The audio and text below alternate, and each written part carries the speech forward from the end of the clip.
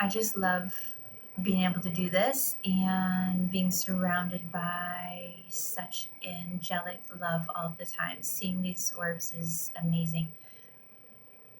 I just had a session where one of the little confirmations at the end was, I said I'm getting this visual like a snow globe, but there's not snow in it. It's more like sparkles inside of it. And I'm hearing this song from Cinderella. A dream is a wish your heart makes. And she said, like 100% she knew what it was and had an experience with the album cover that looks like that and playing that song this morning before a session. Amazing. So I'm in a little bit of an interesting energy because I've been feeling so much spiritual energy all day long, just vibrating through my crown chakra. And I feel a little call to record right now. But normally I feel like I have more of an indication of what it is I'm going to say, or like the theme. I don't always know. I don't script this out. I just start getting it feeling like it's time. And I'll usually have a very rough outline of bullet points of these are going to be kind of the things that we're talking about. But once I start speaking, it is channeling. It's kind of more free flowing, but I don't have as much of a feeling of what I'm talking about today, which is the point, I can tell, because it's about taking a leap of faith and risk and that vulnerability and moving forward in with the energy of with the energy of a little bit of self-doubt being allowed to be a part of the equation without being a hindrance that completely halts you in your tracks. And so the very nature of what it is I'm talking about is a piece of this vulnerability as I'm sitting down and I'm feeling a little vulnerable, like, oh, wait, I'm supposed to record, but you normally give me a little bit more of an idea of what to record. It's like, this is the point. This is the point, because you're bringing authenticity to the energy of walk the talk, I suppose, walk through it, right? And, I think about this calling that I've had to do this work. And I've had this knowing in the back of my mind that this spiritual healing after I got my Reiki master's, that I was going to be working for myself and opening up my own business. And I wanted to do that with a passion and a vigor. And there were times where I felt like the slow and steady wins the race. If you build it, they will come. Build a solid foundation. That was the message I was getting for like 2.5 years. It was a long time. And you can hear it in my voice. There's a little complaininess about it because I was thinking to myself, like, I was eager, come on, let's go. I'm ready to, like, this is amazing. It's exciting. I want to do this all the time, full time. And then it was a slow build. And there were things that I was being guided by spirit to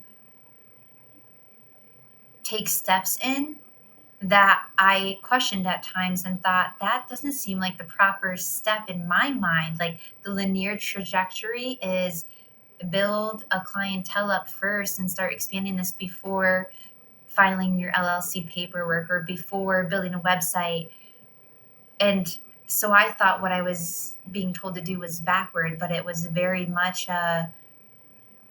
building up all of these things, building this solid foundation in this slow and steady type of way, so that when it was go time, it was go time. And I had that infrastructure built up underneath me to support my flight. So I have all this eagerness. And then when the time comes that I'm really being nudged, now's the time to make this transition. I was very much flooded with fear. I was very anxious about it. And I think I've mentioned this before. I had this page of a magazine I ripped out and kept up on the side of my fridge that was just a huge reminder. I needed to see this visually every day, multiple times a day during this period of making this major change in my life, of leaving something that had a known steady income and benefits and all those different things, yet was keeping me in a chokehold in terms of really hitting a ceiling on what I was bringing to the table and not fully evolving into my life path, purpose, mission, the higher calling, I guess I'll say. And so I want to give that vulnerability to say, I was scared. I was scared. I was scared. Right. And I think that's a good thing to hear because, comparison is the root of suffering. And boy, does social media, and even if there's not enough authenticity, a channel like this could lend itself to that. And I don't want people to be taking anything but empowerment and alignment, normalizing, depersonalizing. Like I want that fire in you to be lit, that you can do what it is that is calling to your soul as well. And when you look at other people and think to yourself, like, oh my goodness, this person's nailing it and they're so confident, or they seem to do this with ease, like absolutely not. I mean, I appreciate it when people give feedback like that. My sister has given me a lot of beautiful feedback, and some that her friends have told her, including things like, oh my goodness, your sister's been doing this for years. And she just is like confident and fluent when she speaks and does these recordings. And my sister has said, yes, she does a beautiful job, and she validates that, and she supports me, and she gives me glowing, feedback as well, which I love and lights me up. And she has to tell these people who are just watching these videos but don't actually know me, you'd be surprised. She is like, about me, very in a personal environment, reserved and not extroverted, and people have been surprised by that. And so I think just to share some more intimate, widening of that door, to give some vulnerability and humanize things a little bit more. When you are seeing this, you're not getting every little piece of the transformation. You're getting more of the end point and the outcomes, right? You're not sitting with me in those moments where I am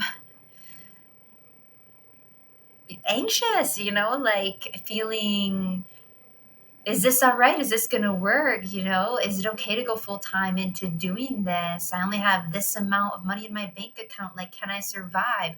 I don't know what I'm going to make in month one, month two, month three. And this, of course, is where I was months ago as I was leaving a full time agency based practice to do this work. Um, but just giving you that transparency of, when spirit gives you that little warm nudge on your back that says, all right, let's go. And you feel like, are you sure? That are you sure kind of energy doesn't mean you're not ready. The idea that when your spirit team is saying, like, now is time, this is divine time, let's go take this leap of faith, and for you to say, like, 100%, I'm absolutely ready to go, I have zero doubts, I'm so confident, let's do this.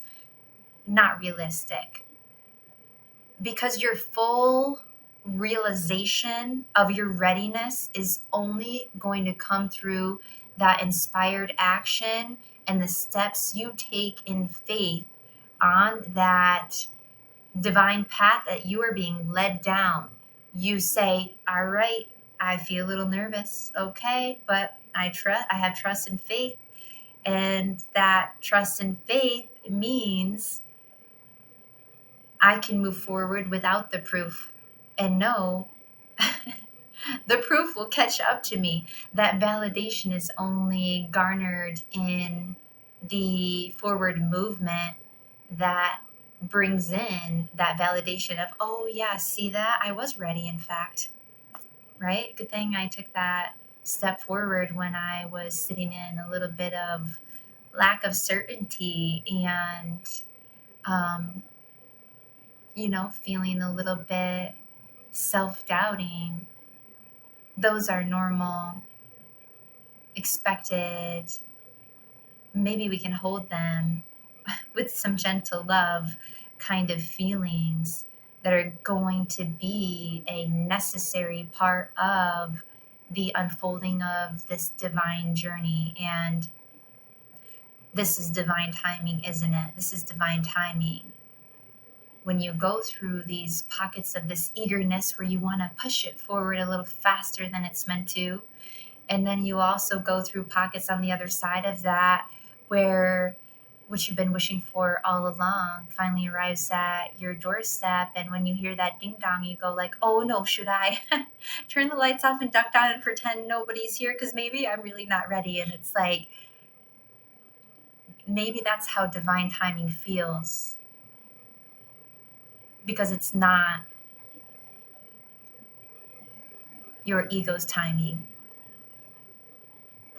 And it requires trust and faith and believing in yourself and the courage to know you're not walking alone, and you can believe in yourself and the angelic team that is ushering you forward.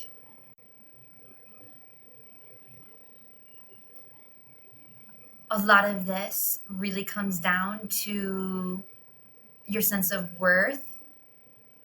Again, your wholeness, your union, your realization of who you are on the deepest, truest soul level. And there's a calm wash of this. I'm just visualizing this glowing candle that is so bright that you can see the 2 to 3 steps in front of you from the glow that is casting off of this inner light. And that's all you need. That's all you need, because that inner light is with you. So what if I get to the end of that 2 to 3 steps and now I'm in the darkness? You're not, love. You're not, because that light is within you. You're carrying it that 2 to 3 steps with you. You will always have the glow forward, cast it upon the 2 to 3 steps ahead of you. This is trust in yourself and your ability to fly in your wings so that you can move forward with the courage, the bravery, the faith, the ability to know you didn't come here alone. You weren't meant to travel this path alone, and you're not. And so when you remember that connection to source, that is that candle light shining from within you, you know you have a higher perspective and you are being led by a team who won't lead you wrong. They won't, right? And when you have, I'm thinking of this little story that I heard recently that underlines this pretty beautifully, which is a bird doesn't give much thought or hesitation surrounding which branch should I land on. What if that one's not sturdy enough to hold me? What if just when I settle in and am about to take a nap, that cracks and I start to fall? It's not a concern, because it is so full of its awareness of its wings, its ability to fly, that I'm holding myself. I'm holding myself. And that makes it safe for me to branch out, if you will. And I also want to wrap this up with coming full circle around to that page of the magazine that I talked about putting on my fridge and looking at regularly, because I realized I didn't actually say what it said, which is very simple, but meant a lot to me. And I needed to see that repeatedly during this time of massive faith and transformation in my life. The greatest risk in life is not taking one.